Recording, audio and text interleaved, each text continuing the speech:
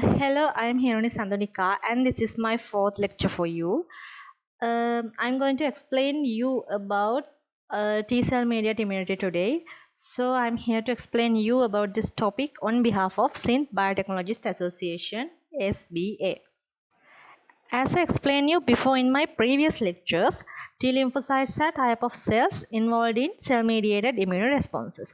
So the cell-mediated immunity, which is present in the adaptive immune system, combats intracellular microbes.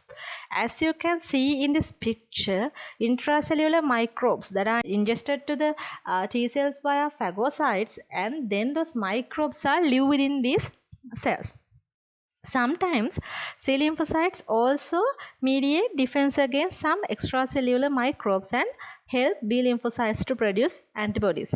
Or else, some intracellular microbes like mycobacteria and some fungi like Cryptococcus neoformans and some protozoa like Leishmania, they can be survived within phagolysosomes of T cells. In the same time, some microbes can escape from phagolysosomes into cytoplasm where they are not susceptible to the microbicidal mechanisms of the phagocytes. So in same occasion, some viruses may infect many cell types including non-phagocytic cells and replicated in the nucleus and cytosol of the infected cells. Rickettsia and some protozoa are such obligate intracellular phagocytes that resides in non-phagocytic cells.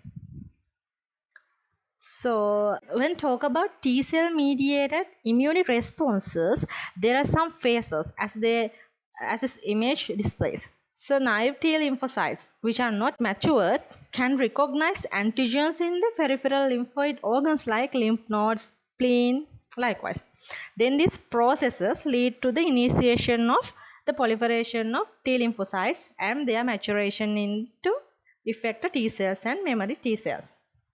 Right, so in here the naive CD4 plus T lymphocytes and CD8 plus T lymphocytes recognizes protein antigen derived peptides which are displayed by the MHC of dendritic cells in secondary lymphoid organs. Then the T lymphocytes are activated and start to proliferate. In the same time, these activated T lymphocytes turned into effector T cells and enter to the circulation. Sometimes activated CD4 plus T cells stay in the lymph nodes and migrate into the follicles, which in turn help B lymphocytes to produce antibodies. If the effector T cells enter to the site of infection, they are migrate through blood vessels in peripheral tissues by binding to the endothelial cells, which are activated as a result of produced cytokinins by these tissues. Then these CD4 plus T cells activate the phagocytes to destroy microbes, while CD8 plus cytotoxic T lymphocytes kill infected cells. This is the story of this T cell responses. So when it comes to the activation of T lymphocytes, it happens as this way. First, antigens recognition, cytokinin secretion and cytokine receptor expression, then proliferation, differentiation and finally the effector functions. So first four stages happen inside the lymphoid organs while effector functions happen inside peripheral tissues. First of all, naive T cells recognize peptide antigen display by MHC receptors of antigen present in cells. Then these T lymphocytes activate and produce cytokines such as interleukin 2. So the same time, these T cells which have interleukin 2 recognizing receptors can recognize this interleukin 2 released by T cells so they can proliferate. After this happens inside the lymphoid organs, expansion of the clonal of T cells which are specific for that antigen is occurred. From these T cells, some T cells turn into effector T cells like CD4 helper or cytotoxic T lymphocytes, right? So the CD4 plus cells can activate macrophages, B cells and other cells, while CD8 plus cells can kill infected target cells and induce the macrophage activation. Other than that, some T cell clones turn into memory T cells in peripheral tissues. So this is the way how T lymphocytes activate and differentiate into other forms of it, right? So now we'll move on to the next slide. So these are the receptors and ligands involved in T cell activation. First image shows CD3 receptors which able to do signal transduction by TCR complex. Second image is CD4 receptors which are also involved in signal transduction.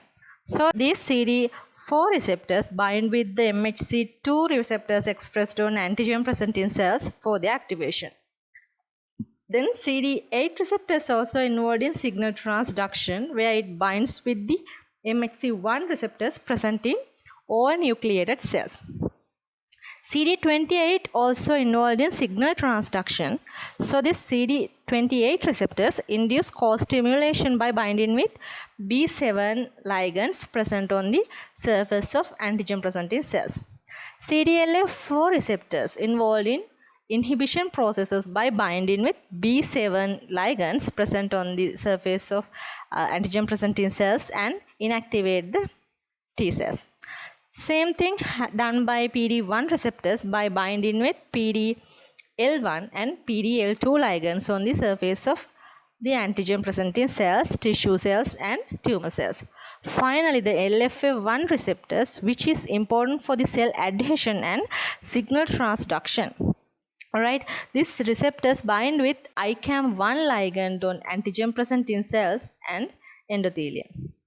So this is the way how co-stimulation responsible for the T cell activation. As I explained in the previous slide, CD28 receptors on the surface of T cells bind with B7 receptors of antigen present in cells, which in turn stimulates antigen present in cells to produce interleukin 12 like cytokines that induce T cell proliferation and differentiation. Right? If co-stimulation doesn't happen, no production of cytokines by antigen present in cells and hence no response or tolerance of T cells. Same thing shows here too. CD4 plus helper T cells release cytokines which stimulates CTL differentiation after they are activated by recognizing MHC displayed antigen peptides. After this happens, CD8 plus T cells bind with antigen present in cells and induce co-stimulation, and these cells are proliferate afterwards. When it comes to the development of effector CD4 T cells, it is also occurs via steps like this image shows. When naive CD4 plus T cells are activated in secondary lymphoid organs, they proliferate and differentiate into effector cells like T helper 1 cells, T helper 2 cells and T helper 17 cells. So, many of these effector T cells exit the lymphoid organ and go to the peripheral organs to eradicate microbes in peripheral tissues. Remaining T cells in the lymphoid organ help B cells to produce antibodies. This is what happened during the CD4 plus cell development. So, this is the last thing that I'm going to talk with you. Migration of T cells in cell-mediated immune reactions. So, as naive T lymphocytes come and enter to the lymph nodes with the help of L-selectin and integrin, so after that happens, chemokines present in lymph nodes bind with CCR7 or 9 naive T cells, and it induces the enhancement of integrin dependent adhesion and migration through the high endothelial venules. Then these T cells exit from lymph nodes and enter to the peripheral tissues via blood vessels, which is mediated by E-selectin, P-selectin, integrins and chemokines secreted at inflammatory sites. Finally, those T cells in the peripheral tissues fight against pathogens in that site and kill them. So this is the end of today's lecture. These are the references that I used to prepare my lecture today. So you can refer these sources to gain further knowledge about T cell mediated immunity. Thank you all for listening. If you have any queries, you can leave us a comment. Thank you.